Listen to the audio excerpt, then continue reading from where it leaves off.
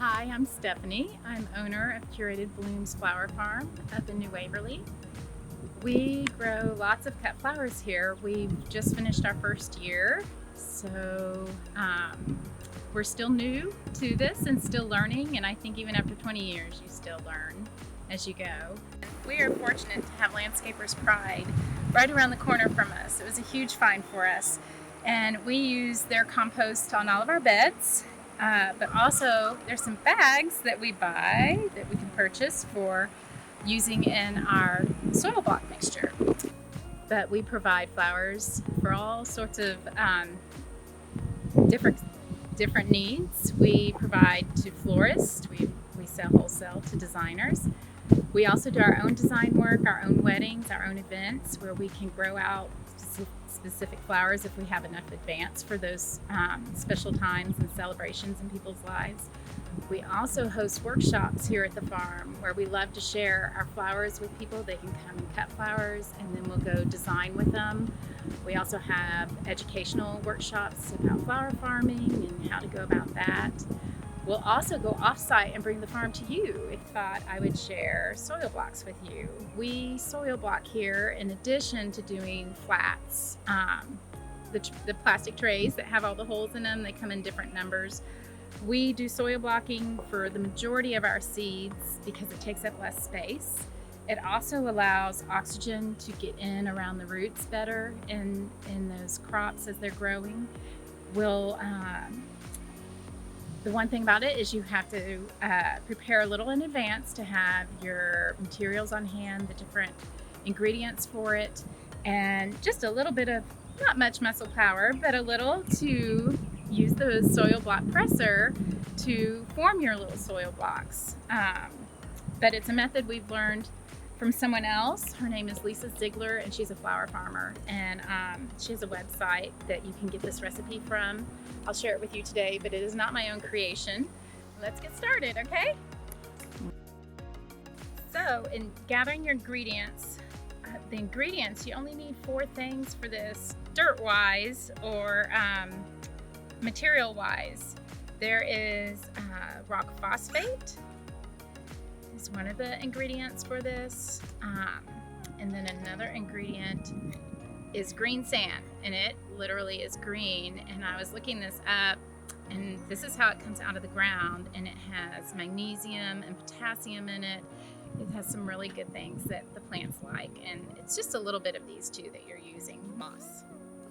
And this one's not sifted, but it would be good if you find it sifted, because these little pieces, you can do it yourself even. So I take that back. You don't have to find, I don't know if you can find it sifted, but you sift those things out and it'll make it much easier when you're combining your ingredients. And the yummy in this recipe is the compost. It's always so wonderful when you can find a good compost that you can trust and nourish those plant babies. But you'll be adding some of that into whatever container you choose to mix this in too. So the recipe is 16 cups of sifted peat moss, 4 cups of sifted compost, 1/4 of a cup of green sand, and 1/4 of a cup of rock phosphate powder. When you have your ingredients in this container, we have our ingredients mixed together. You're going to add some water too. So, and I'm just wetting a portion. Our recipe in here is 6 times the recipe, and some blocks have already been taken out. We will pre-make them, and then it'll dry out in between. We'll come in on rainy days and make blocks and just have them in our trays ready to go, and then we re-wet them. I don't know if that's legal or not, but that's how we do it because it's more convenient to have them made up. So I'm going to be working in a part of this today, and you're mixing it together, kind of getting an oatmeal kind of consistency when you do this. And I'm going to take my press. You can have this too dry, and Yes, it could be too wet too, but for the most part, the worst thing to do would be have it too dry. Your blocks are not going to stick together, and you will probably have to be redoing them. So really kind of oatmeal is the desired consistency, and it'll kind of help keep you on track with your blocks and how they will stick together. Now when I'm taking this in here, I'm holding the bar. If you push down on this other contraption, it'll be pushing your blocks out, trying to push against you. But if you're holding onto the bar, that's giving you the pressure you need to get the blocks in there. So then when you pull it up, and sometimes I'll come back and I'll grab some more just to make sure.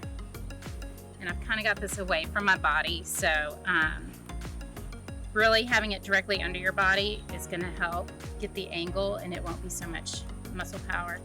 I'm kind of just looking to make sure I have it in there. So it's kind of not working with me here, not being directly under me. But so I scrape them off. This is a potato masher, and I just scrape off any excess dirt. You do want this to be flat, or you will have some blocks that are not touching the bottom. And when you go to water this, not all the blocks will be in contact with the water, and so it just kind of, you have to keep going back at it with the watering can. But as you can see, they come out of there. You're just squeezing down, and it'll push them out onto your tray. We use these big trays, and this gives us 260 blocks. And another way to do is just have a little styrofoam trays, which would give you 40 blocks in one of these. You can use anything. You can use aluminum foil throwaway dish that you would cook up something for someone and give a meal away to someone in. You can use any kind of container that you want to put these in. This is just the example I've seen and from Lisa Ziegler, and so I continue to use this method here. After you fill up your tray, your little seeds, as you can see, there's little divots in these trays, in the little blocks. Sorry about that. And that's where you're going to put your seed, is in the little divot. Some seeds want to be covered, and some seeds want to be exposed to light. So that's something to research.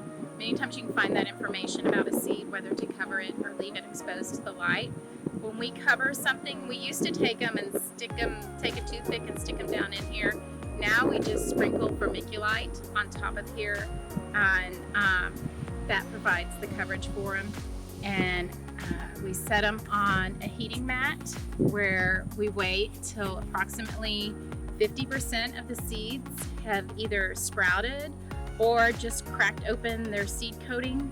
And once they do that, we'll move them over to lights in our grow room. The heating mats and the lights are all in the same grow room.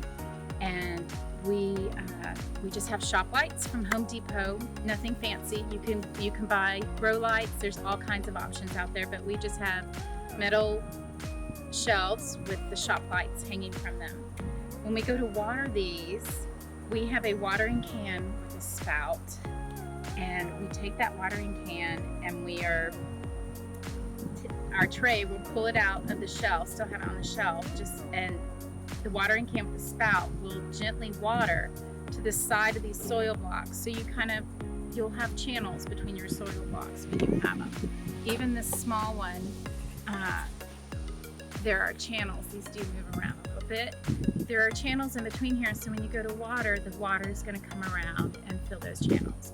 And you can tell if a block has been well watered or not. You can see the one here is a little lighter in color, lighter when it's not wet. When it's wet, it's darker. So you do need to look at that. These can tend to dry out easily, so do carefully water them and be patient with it, and make sure that they are thoroughly pulling the water in for the little soil blocks. You will start to see little roots coming out, and that's great. It's good for the plant. It's allowing oxygen to come into the roots, so that they're not suffocating. Sometimes we overwater in flats and things and we suffocate them in that water. So those roots being exposed is all a good thing. And when you go to plant these, you'll gently be pulling apart the blocks. The roots will kind of they'll grow between the blocks, but you'll take them and you'll just gently kind of pull them apart, and you're going to have roots hanging from them. And we put that directly into the ground.